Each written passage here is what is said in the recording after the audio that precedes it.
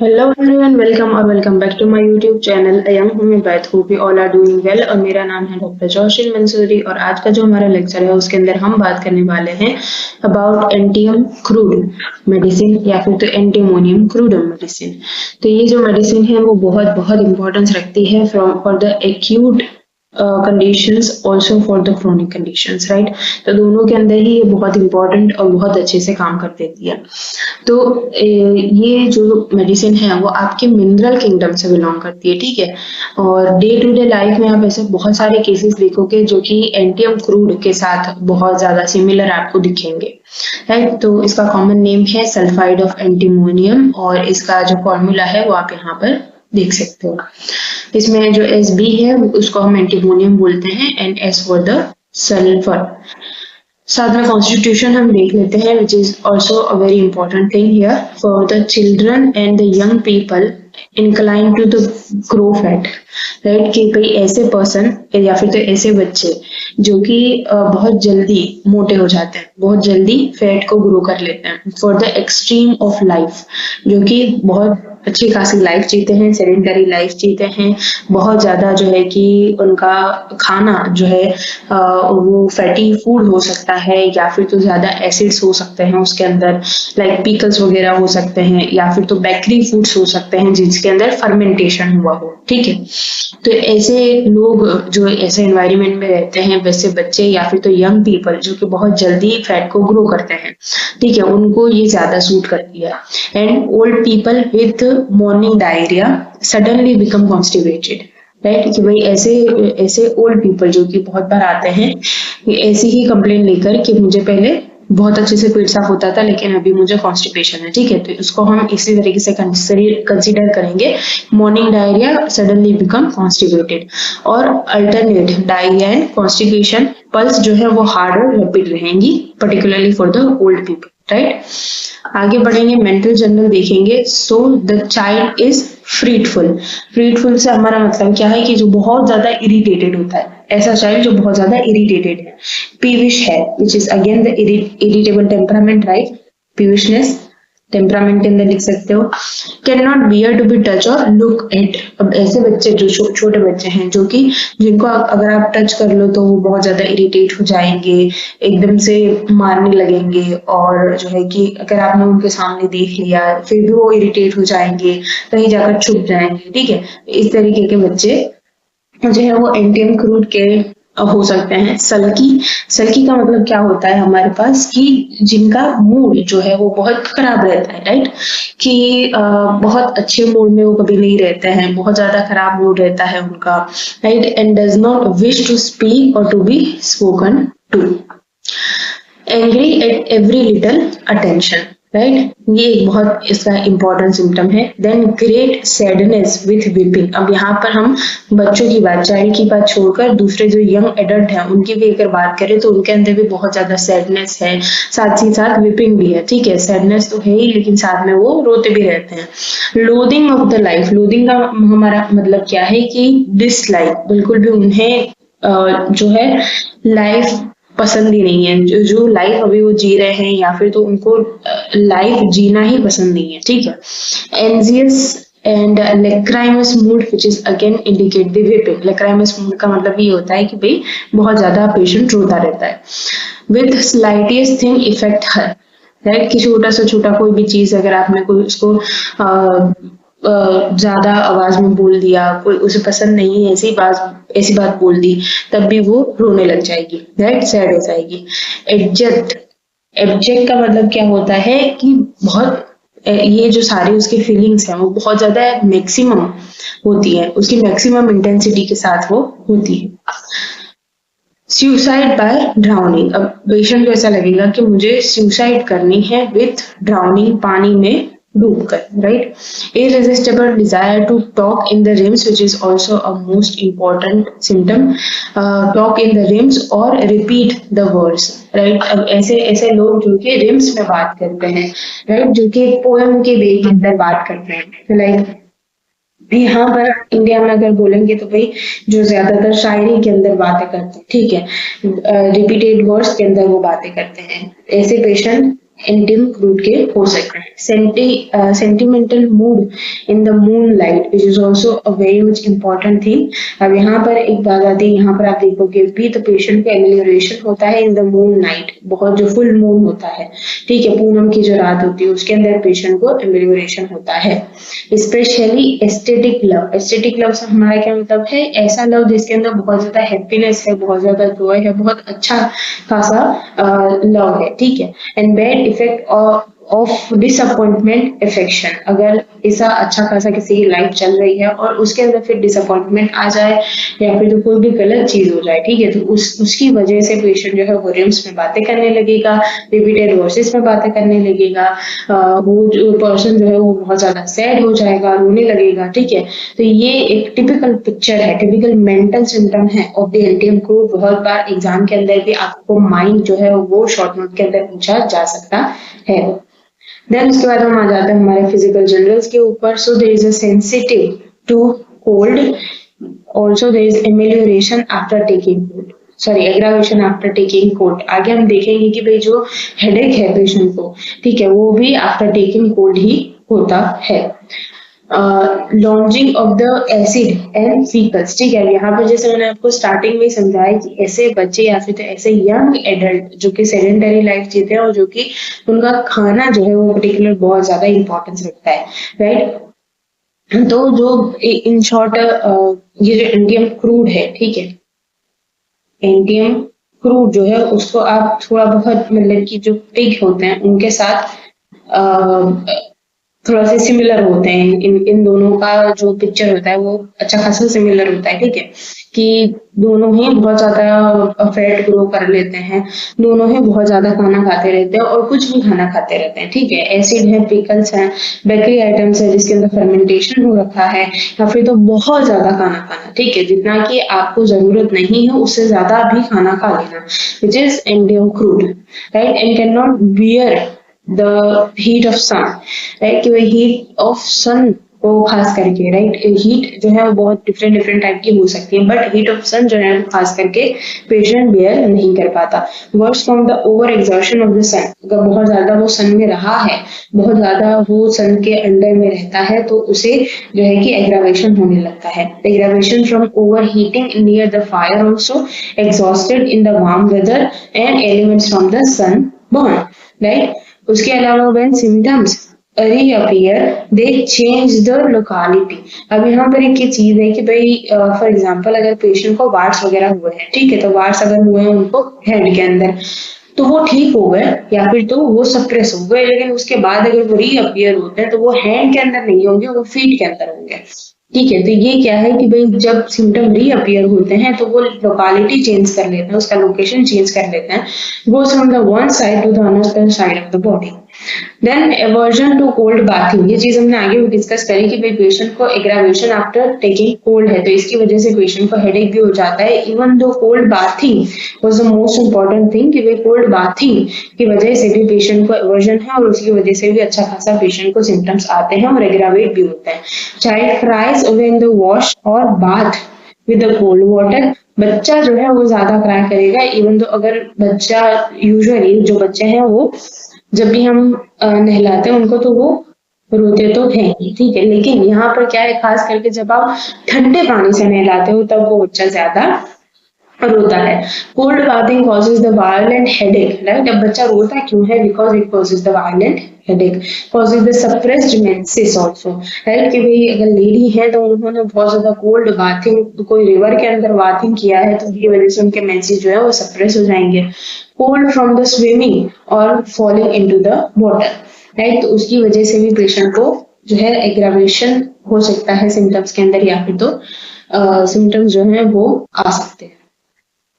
Head की बात करेंगे, so there is a headache after river bathing from taking cold, alcohol drinks और derange digestion, ठीक है, डिरेंज डाइजेशन की वजह से भी यहाँ पर हेडेक हो सकता है। तो अगर हम यहाँ पर एलिमेंट्स हम देखने जाएंगे तो आपको बहुत ज्यादा मिलेंगे और डिफरेंट डिफरेंट टाइप के मिलेंगे। फॉर एग्जाम्पल अगर हमने यहाँ पर देखा सबसे पहले कि भाई कोल्ड की वजह से, पहली चीज रिवर बाथिंग, रिवर के अंदर कोल्ड वाटर है तब पेशेंट का हेडेक हुआ। कोल्ड लिया है अगर पेशेंट ने, ठंडी चीजें ली हैं तब भी पेशेंट को जो है कि हेडेक हुआ। दूसरा हमारे पास ये चीज है अल्कोहलिक ड्रिंक, राइट, अल्कोहल की वजह से पेशेंट को हेडेक हुआ। और तीसरी हमारे पास ये चीज है कि भाई डाइजेशन खराब है, राइट, डाइजेशन खराब है या फिर तो पेशेंट ने बहुत ज्यादा खा लिया है जिसकी वजह से पेशेंट को हेडेक हो रहा है, या फिर तो हम कह दें अगर कि भाई गैस्ट्रिक कंप्लेन की वजह से पेशेंट को हेडेक हुआ है, ठीक है। Acid, fat, fruit and suppressed eruption, right. अब यहाँ पर चौथा हमारे पास एलिमेंट्स फॉर्म, सॉरी यहाँ पर लिख लेते हैं, चौथा हमारे पास एलिमेंट्स फॉर्म है सप्रेस्ड इरप्शन, राइट।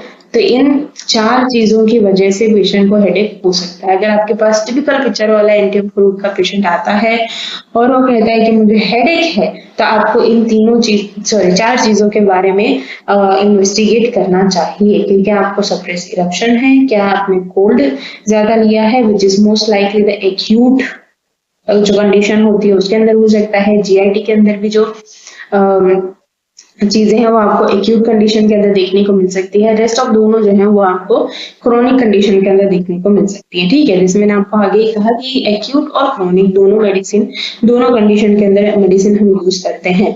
आगे बढ़ते हैं, थ्रोट के सिम्टम्स देखते हैं, ठीक है। So there is a mucus in the large quantities from the posterior nares by hawking. That means posterior nares क्या होता है, यहाँ पे थोड़ा सा मैं आपको समझाने की कोशिश करूंगा। ये हमारा नोज है, ठीक है, और ये हमारा माउथ है। तो माउथ के नीचे, सॉरी नोज के नीचे जो है कि हमारा माउथ रहता है और यहाँ से हमारा ट्रेकिया शुरू हो जाता है, ठीक है। तो ये एक हमारा पूरा रेस्पिरेटरी ट्रैक हो जाता है। उसके पीछे ये वाला जो पार्ट है उसको हम बोलते हैं पोस्टीरियर नरेस, राइट। तब यहाँ पर अगर ज्यादा क्वांटिटी में जो म्यूकस अगर भरा हुआ है तो वो बहुत बार क्या कर जाता है, हमारे जो इसोफेगस है उसके अंदर चला जाता है। तो उसकी वजह से हॉकिंग होता है, बहुत लोगों को कफिंग हो जाता है, बहुत लोगों को इवन तो वॉमिटिंग भी हो जाती है इसकी वजह से। तो यहाँ पर खास करके हम हॉकिंग की बात करेंगे, ठीक है। तो हॉकिंग बार बार पेशेंट करता हुआ आ सकता है आपके पास due to the excessive mucus in the posterior nares. उसके बाद हम बात करते हैं जीआईटी के सिम्टम्स के बारे में, which is the most important one। ये भी आपको शॉर्ट नोट में अलग से पूछे जा सकते हैं। So gastric complain over from the over eating, क्योंकि मैंने आपको आगे ही समझाया, stomach was weak, the digestion was weak and easily disturb, right. A thick milky white coating of the tongue, which is the most important red stain symptom of this medicine, right। इसलिए यहाँ पर ही आपको LS की note में ये चीज लिख कर दी गई है। That means it is way more important, right। ये आपको यही पीजीटी में भी पूछी जा सकती है कि भाई thick milky white coating patient की टंग के ऊपर आपको देखने को मिल सकती है। Very subject to cancer sore in the mouth। Cancer sore, what is the cancer sore? It is just kind of हमारा माउथ अल्सर या फिर तो aphthous, right, aphthous, but from the syphilitic origin, right. जो cancer है वो खास करके हमारा सिफिलिटिक ओरिजिन का जो है कि लीजन बनाता है, अल्सर बनता है in the mouth, right. Gastric और the intestinal infections from the bread और from the pastries. In short, bread और पेस्ट्रीज से हमारा क्या मतलब होगा, बेकरी आइटम। बेकरी आइटम के अंदर mostly what is the basic thing in the bakery कि भाई उसके अंदर फर्मेंटेशन होता है, राइट। यीस्ट डालते हैं हम, फर्मेंट करते हैं उस चीज को। तो फर्मेंटेशन जो है वो पेशेंट का जो जीआईटी है, जो उसका डाइजेशन है वो नहीं कर पाता है, राइट। उसके अलावा एसिड है, एसिड की वजह से भी भाई क्या होता है, पिकल्स की वजह से भी क्या होता है, एसिडिटी ज्यादा होती है, राइट। सेम वे ब्रेड और पेस्ट्री जिसके अंदर फर्मेंटेशन हो रखा है उसके अंदर भी एसिडिटी ज्यादा होती है। Especially the vinegars and the sour or bad wine after the cold bathing, overheating or hot weather, right। तो ये इसके कुछ इंपॉर्टेंट हमें एलिमेंट्स फ्रॉम यहाँ पर मिल जाते हैं। Constant discharge of the flatus up and down for years, right. अब ये ओल्ड पीपल के अगर हम बात कर रहे हैं तो वही जो ऐसे लोग जिनको कि बहुत ज्यादा जो फ्लेटस का अक्यूमुलेशन हो जाता है for the years, up and down होता रहता है। Belching and taste of the ingesta, जो खाना खाया है उसी का टेस्ट माउथ के अंदर आता है। Mucus from the anus icterus which is likely yellow color, right। Oozing, staining yellow and mucus piles, right. ये एक ही वर्ड के अंदर आपको सारी चीजें, एक ही सेंटेंस के अंदर सारी चीजें बता दी जाती हैं। देन उसके बाद हम बात करते हैं रेस्पिरेटरी सिस्टम के बारे में। So there is a loss of voice from becoming overheated. ये एक बहुत इंपॉर्टेंट अगर क्लिनिकल पॉइंट ऑफ व्यू से कहूँ कि बहुत स्ट्रेंज, बहुत पिक्यूलियर सिम्टम है कि भाई ओवर हीटिंग की वजह से, अब जैसे समर आएगा ना तो समर के अंदर बहुत ज्यादा हीट हो जाती है, बहुत ज्यादा जो लोग बाहर घूमते रहते हैं, सन के एक्सपोजर में ज्यादा रहते हैं, उनकी वॉइस अगर लॉस हो जाती है, यूजुअली हम क्या देखते हैं कि भाई aphonia which is loss of voice due to in cold weather या फिर तो टेकिंग कोल्ड, राइट, इन सारी चीजों की वजह से होता है। लेकिन अगर समर के अंदर ये चीज हो रही है, then you can think about the antim crude. Whooping a cup which is aggravated by being overheated in the sun or in the warm room or from the cold washing also, ठीक है, यहाँ पर दोनों conditions हैं। उसके अलावा extremities की हम बात करेंगे, so there is a large horny corns on the sole of the feet and very sensitive when walking, right. अब कॉन्स जो है वो बहुत, मतलब कि हॉर्नी कॉन्स है यहाँ पर, जैसे ये हमारा सोल है ना, तो इसके अंदर बाहर निकल रहे हैं, उसको हम बोलते हैं हॉर्नी कॉन्स। तब ये horny cons, large horny cons जो है वो पेनफुल हो जाते हैं, राइट। यूजुअली जो कॉन्स होते हैं वो पेनफुल नहीं होते हैं, लेकिन जो एंटियम क्रूड के कॉन्स हैं वो कैसे हैं, पेनफुल है, सेंसिटिव है, और वो वॉकिंग के अंदर पेशेंट को डिस्कम्फर्ट फील करवाते हैं, specially on the stone pavement, कि भाई जहां पर स्टोन है वहां पर अगर पेशेंट चल रहा है तो पेशेंट को ज्यादा डिफिकल्टी फील होती है। Nostrils and the labial commissures are sore, and labial commissures से हमारा मतलब क्या है, जो हमारा माउथ है, जो साइड के अंदर हमारे पार्ट है, ठीक है, लिप्स के साइड के अंदर जो पार्ट है which is labial commissures are सोर, क्रैक्ड एंड क्रस्टी, राइट। बहुत, मतलब कि इन शॉर्ट जो एंटियम क्रूड है उसके अंदर अगर तुम देखने जाओगे तो ये थोड़ा बहुत तुम्हें सोरा का साइन भी दिखाएगा कि भाई यहाँ पर इंडाइजेशन हो रहा है, डाइजेशन ठीक से नहीं हो रहा है। दूसरा, तुम्हें साइकोटिक चीजें यहाँ पर दिखेंगी, ठीक है, खास करके एक्सट्रीमिटीज के अंदर, स्किन के अंदर, कि भाई यहाँ पर क्या हो रहा है, ओवर ग्रोथ हो रही है, राइट। लेकिन साथ ही साथ हमने आगे देखा कैंसर भी हो रहा है, कि भाई यहाँ पर सिफिलिटिक ओरिजिन भी यहाँ पर आपको देखने को मिल रहा है। इसीलिए मैंने आपको कहा कि एक्यूट और क्रोनिक दोनों कंडीशन के अंदर हम यूज कर सकते हैं, ठीक है। तो यहाँ पर माइजम जो है वो तीनों के तीनों हो सकते हैं, मिल सकते हैं, राइट। स्किन की कंप्लेंट की बात करेंगे, so disposition to abnormal growth of the skin, right. Finger nails do not grow rapidly, skin जो है वो बहुत जल्दी एबनॉर्मली ग्रो कर जाती है, लेकिन फिंगर नेल्स जो है वो ग्रो नहीं करते हैं। Crust nail grow in the splits like a war and horny spots, कि भाई जो यहाँ पर फॉर एग्जांपल ये नेल है, इसके बीच में अगर क्रस्ट बन गया तो भाई ये अलग अलग ग्रो होंगे, ठीक है, कहने का मतलब यही है। उसके अलावा मोडालिटी की अगर हम बात करते हैं, aggravation after eating, cold bathing, acid sour wine at the heat of the sun and the fire, extreme cold heat, right. ये चीजें हमने आगे भी बहुत बार देखी। उसके अलावा एमिलियोरेशन अगर हम देखते हैं, in the open air during rest after the warm bathing, after the cold bathing there is aggravation, after warm bathing there is amelioration, right। उसके अलावा रिलेशनशिप अगर हम देखते हैं, it is complementary to the squilla, right, and similar to the bryonia, ipecacuanha, lycopodium pulsatilla in the gastric complaint, and follows well after the antim crude, pulsatilla, mercury and sulphur, ठीक है। तो ये हमारी कुछ मेडिसिन थी जो कि इसके रिलेशनशिप के अंदर आती हैं। सो होपफुली आपको सारी चीजें अच्छे से समझ में आई होंगी। If you have any doubt then you can ask me in the comment section, and do not forget to like, comment, share and subscribe to my channel, and thank you so much for watching.